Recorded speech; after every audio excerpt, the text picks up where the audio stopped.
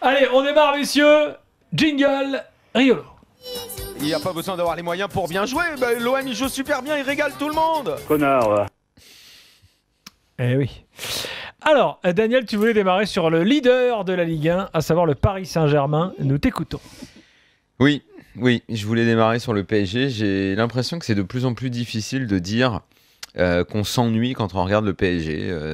Je me souviens qu'il y a En Ligue 1 quelques années, ouais, en Ligue, en Ligue des Champions aussi, sur les 2 premiers matchs, on s'est ennuyé. On attend le match de mercredi parce que enfin, il va y avoir un adversaire de taille et il paraît que c'est contre les adversaires de taille que le PSG est attendu réellement.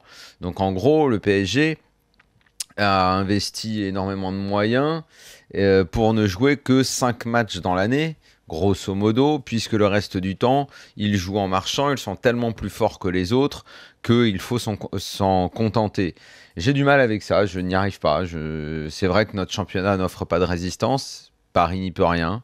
Mais est-ce qu'il ne pourrait pas nous proposer plus avec tous les joueurs qu'il y a dans cette équipe, tous les talents, parce qu'indéniablement il n'y a que des bons joueurs dans cette équipe, voilà, c'est un fait, tout ça a été très bien fait, mais qui aujourd'hui s'éclate vraiment en regardant un match du PSG?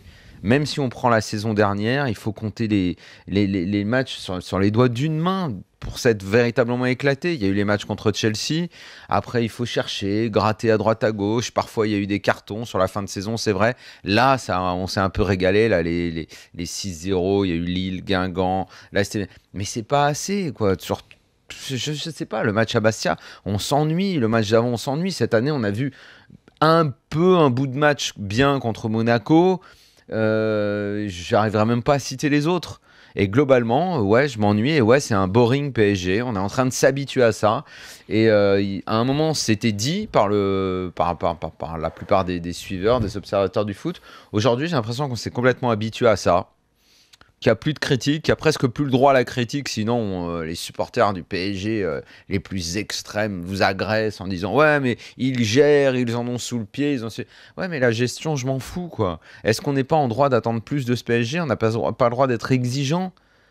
J'avoue que je comprends pas. Je sais pas quelle est la tactique. Au début de la saison, on disait avec Flo, ouais, cette année, c'est bon, ils ont bien démarré parce qu'ils veulent rester dans le rythme. Bah, ça a duré 2 matchs. Et puis là, moi, je m'ennuie. Alors peut-être que vous vous ennuyez pas en les regardant. Alors dans ces cas-là, dites-le moi, je me trompe.